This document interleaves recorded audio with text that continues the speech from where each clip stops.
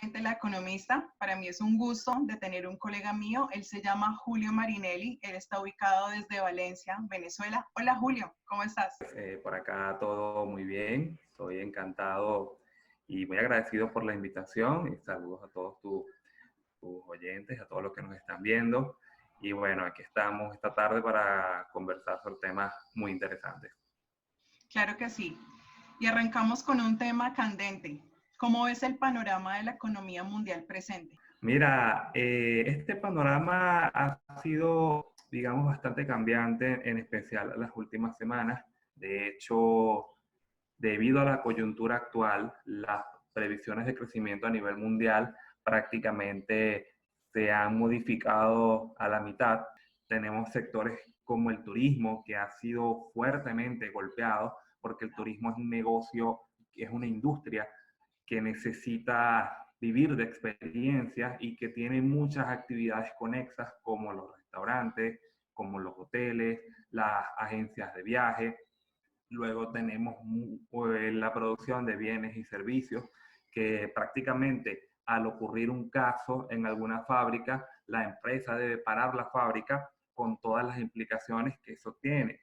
Y evidentemente las empresas tienen costos fijos que deben afrontar, produzcan o no produzcan, y esto conlleva a un impacto significativo en los niveles de empleo en muchos países. De hecho, en Estados Unidos tenemos que las solicitudes de desempleo se han incrementado a máximos históricos y las empresas deben ver cómo pueden sortear esta cantidad de costos fijos que tienen.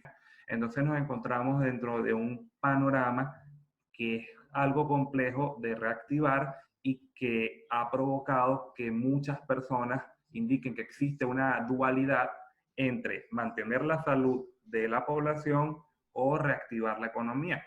Y es un escenario que es bastante incierto, porque no se sabe a ciencia cierta cómo puede ser la recuperación.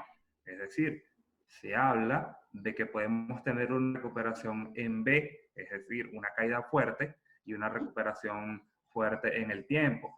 Sin embargo, dadas las circunstancias de esta caída en la economía, que es motivada en especial por las percepciones de riesgo y el miedo entre las personas, es difícil tener bases ciertas para una estimación de cómo será la recuperación y de cómo va a responder todo el tejido económico ante esto.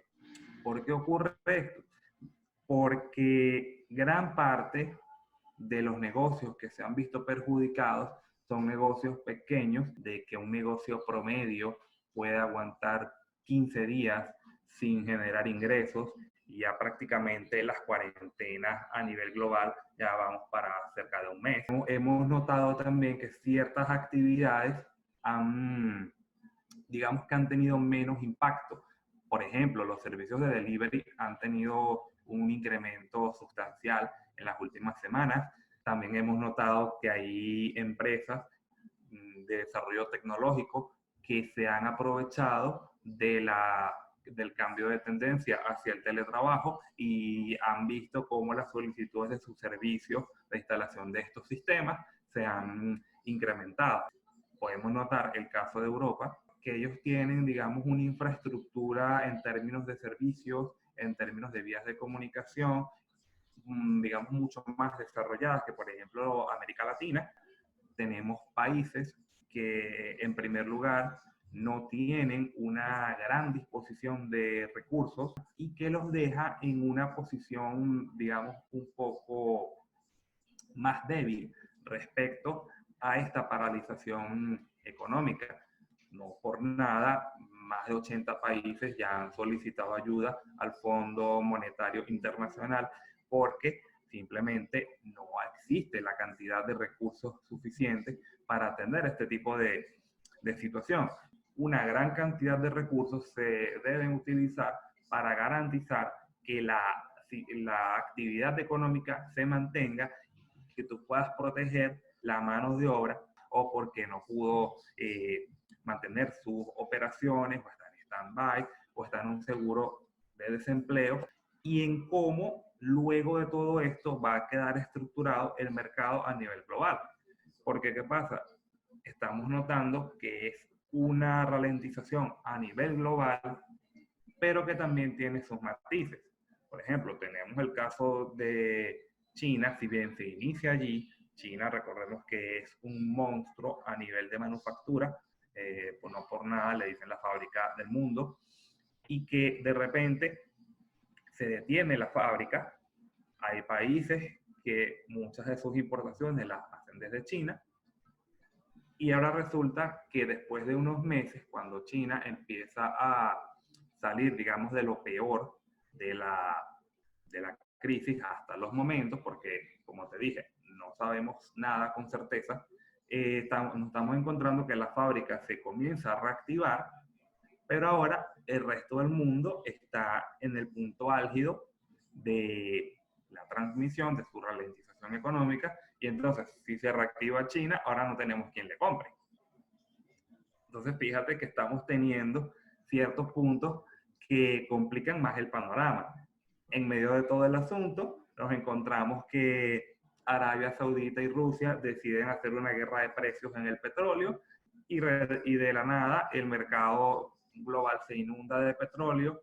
Los países y las refinerías deciden almacenar el petróleo, pero no se puede almacenar tanto petróleo y bueno, ahora la OPEP está discutiendo cómo recuperan el precio del petróleo porque hay países productores, te puedo citar el caso mexicano que lo estaba comentando hace unos días, que ellos se negaron a reducir su producción, pero que en este contexto de precios actuales es más barato importar petróleo que extraerlo y refinarlo. Pero igualmente la industria petrolera es una industria bastante compleja y que emplea a una gran cantidad de industrias conexas, proveedores de servicios industriales, trabajadores,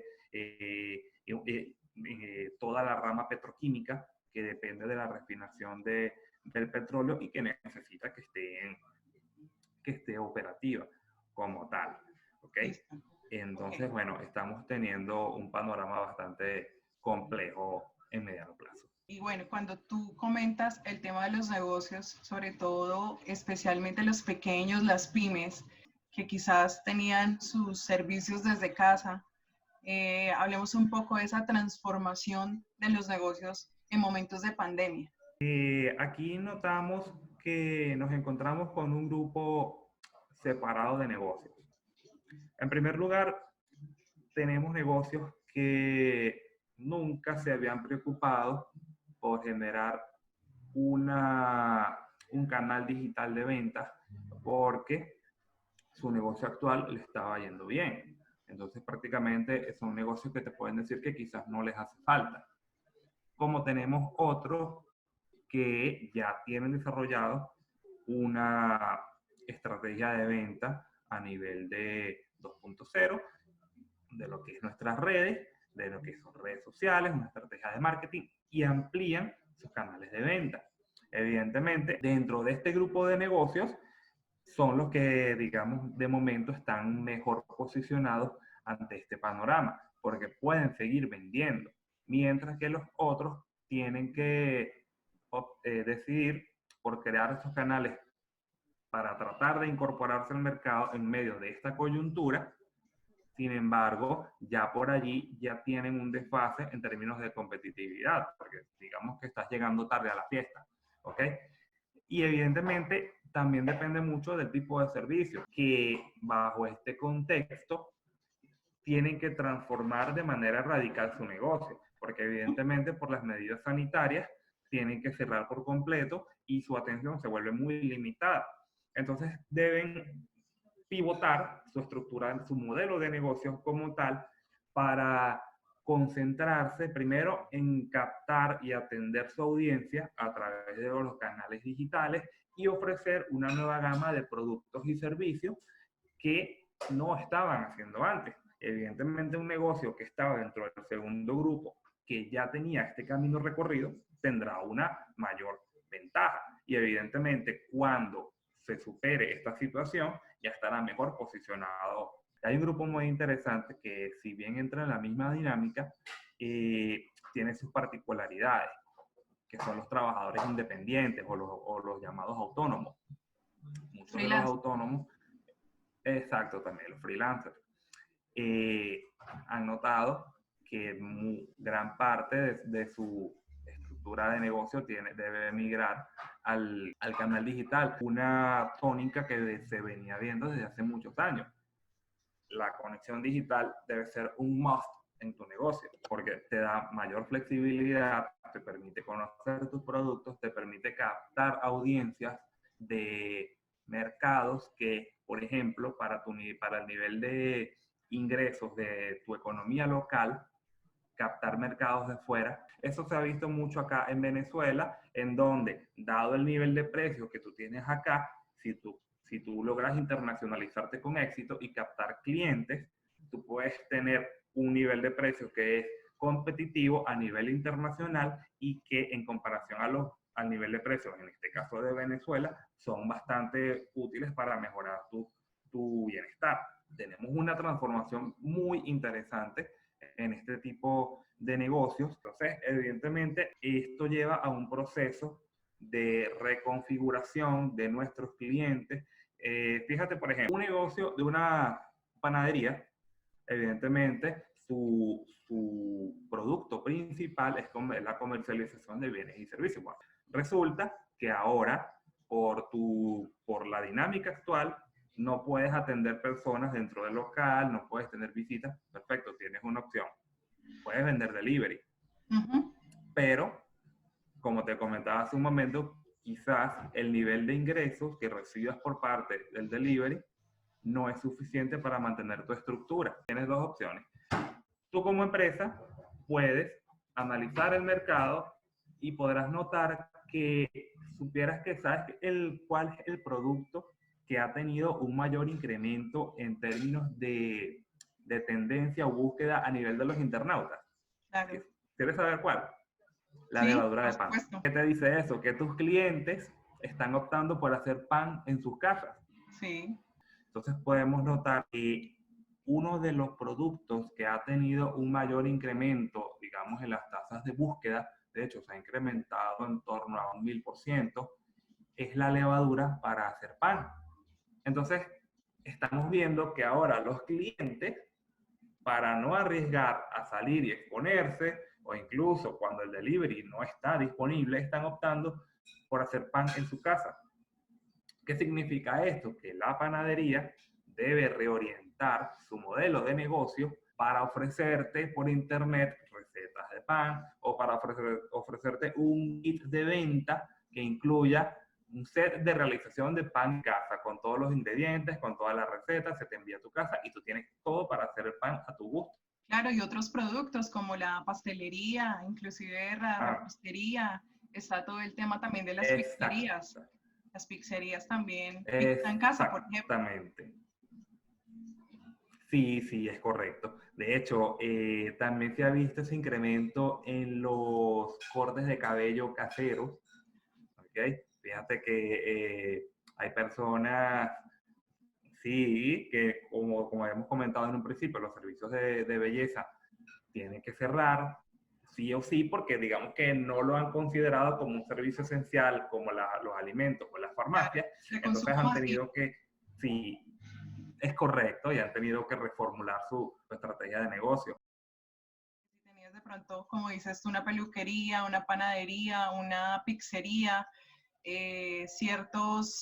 digamos, empresas de productos, siempre postergaban, no todas, pero su gran mayoría, una gran masa de estas pequeñas y medianas empresas postergaban el tema de digitalizar y transformar sus negocios. Inclusive conozco empresas de Medellín que tienen sus grandes fábricas de jeans en su core business, que fabrican masivamente para todos los almacenes y distribuirlos tanto nacional como internacionalmente. Entonces, digamos, ese tema del trabajo de casa ya se veía hace un tiempo, pero esto lo que hizo fue como empujar de una manera más rápida, tanto que se trabaje desde casa, uno, dos, que podamos empezar a digitalizar nuestros negocios, sea producto o servicio, y tres, creo yo que aquí se abren nuevos escenarios de negocio, hablándolo de lo empresarial. También los temas de consultoría, para nosotros los que, digamos, hacemos asesorías para empresas, también para sesiones personalizadas, ya el 1-a-1 ahora se va a hacer a través de estos medios digitales, como por ejemplo la plataforma Zoom, Skype, entre otros. Y pues qué interesante, ¿no? También recuerda tanto el teletrabajo como la telemedicina. Ahora los médicos están Sí, dando sí, sus correcto. servicios y leyendo los resultados de los laboratorios a través de un correo electrónico y se citan con su paciente para poderle dar su nueva prescripción y la posología de los medicamentos que tiene que tomar y los tratamientos, en fin. Esto definitivamente yo creo que va a ser un poco disruptivo, pero esto ya no es el futuro. Para mí es el presente y llegó para quedarse. Entonces, o nos transformamos o otros lo harán por nosotros y nosotros vamos a quedar rezagados por no haber querido hacer esa transición. Espero te esté gustando este video. Apóyanos y suscríbete a este canal. Y que básicamente nos lleva ahora a la necesidad de monetizar nuestra presencia digital y convertirla en nuestro medio de sustento. En cierta forma ya no basta con solamente tener la presencia, sino que esa presencia cuente y que esa presencia sea efectiva y que sea especialmente redituable. Fíjate que en el ejemplo que estabas hablando de las costureras, gran parte de los procesos de captación ahora son digitales y que muchas de esas costureras ahora toman y tienen su perfil en Facebook en donde tú lo puedes contactar e incluso ofrecen sus productos. El tema de las crisis no es algo nuevo, es que digamos la humanidad es cíclica y por X o Y motivo, ya sea financiero, Correcto. a través del petróleo, la vivienda, ya sea una pandemia, eso ha sido nuestra historia. La naturaleza humana está propensa a sufrir crisis. Obviamente todas, en su gran mayoría, afectan la economía. Cuéntanos un poco desde tu visión como economista las crisis. Mira, como todo digamos, en nuestro campo, una de las cosas que nos enseña es que las crisis son cíclicas, que la economía per se es cíclica. De hecho, hay un desarrollo teórico bastante extenso sobre los ciclos económicos y tenemos ciclos cortos, tenemos ciclos más largos, pero la economía como tal, incluso desde su concepción como ciencia, ya existían episodios cíclicos imagínate, por ejemplo, si nos vamos muy, muy lejos en la historia, tenemos que los egipcios tenían un ciclo de vida que era influenciado por las crecidas o las inundaciones del río Nilo. Entonces tenían periodos de bonanza, las inundaciones, y periodos de sequía o de crisis cuando el Nilo bajaba su nivel. Sí, los episodios de bonanza no son para siempre, pero tampoco los episodios de crisis. Entonces fíjate que nosotros a lo largo del siglo pasado tuvimos grandes crisis, digamos, la más conocida como la crisis del 29, también llamada la Gran Depresión. Tenemos crisis que han sido un poco más sectorizadas, la crisis de las .com a finales de los 90, o la gran crisis, que si se quiere la del 2008, en donde se decía que había empresas Titanic que eran muy grandes para hundirse, y bueno, fíjense lo que terminó ocurriendo. Exacto, pero y lo que sí está pasó. pasando ahorita, Entonces, el tema del COVID fusionado con lo del petróleo, esa dupla, ahí imagínate. Exactamente, es bastante fuerte. Claro, estas crisis han dejado digamos, ciertas lecciones y diversas maneras de afrontarlas, pero sí pudiéramos decir que hay ciertas diferencias porque podemos hablar de que muchas de las crisis que han ocurrido han tenido un origen, digamos, económico. O sea, podemos hablar de que en la crisis del 2008, el papel de las hipotecas subprime, estas hipotecas de alto riesgo que eran impactadas en activos financieros que en teoría tenían una calificación crediticia óptima, pero por más que tú lo tengas, si tú le prestas a una persona que no tiene capacidad de pago, bueno, provoca un colapso en cadena. Estamos en una vorágine de información, una vorágine de economía, que llegan productos y salen productos. Nosotros estamos en una economía que se mueve muy rápido y por eso estamos sufriendo digamos, de una manera tan significativa esta ralentización que estamos viviendo en estos momentos. Sin ir muy lejos, hace unos 40 años, nosotros las acciones en la bolsa se negociaban con papelitos, con órdenes escritas de compra y de venta. Hoy en día la bolsa la manejan robots y que estos robots pueden negociar las acciones de forma más rápida de la que puede reaccionar la mente humana. Entonces, a pesar de todo esto, hay temas que le agregan incertidumbre a estas crisis. Estamos atados a las emociones que tenemos como seres humanos, porque por más que sean, no somos máquinas. Fíjate que la bolsa en estos días puede haber caído muchísimo, puede haber bajado el desempeño de las empresas, porque fíjate, bueno, tenemos una ralentización de la economía, las empresas van a tener menores ingresos, si hay menores ingresos, menores dividendos, entonces baja el precio de la acción, pero de repente Trump lanza un tweet y las bolsas suben, porque hay un cambio de expectativas importante, porque como estábamos comentando, siempre hemos comentado, la economía está en todo. Entonces, elementos que no parecen ser partes de la economía terminan teniendo efectos significativos sobre ella. De acuerdo contigo. El tema de las noticias es fundamental, por eso muchos brokers en la bolsa aprovechan la especulación y el nerviosismo que producen las noticias para asimismo comprarlas y venderlas.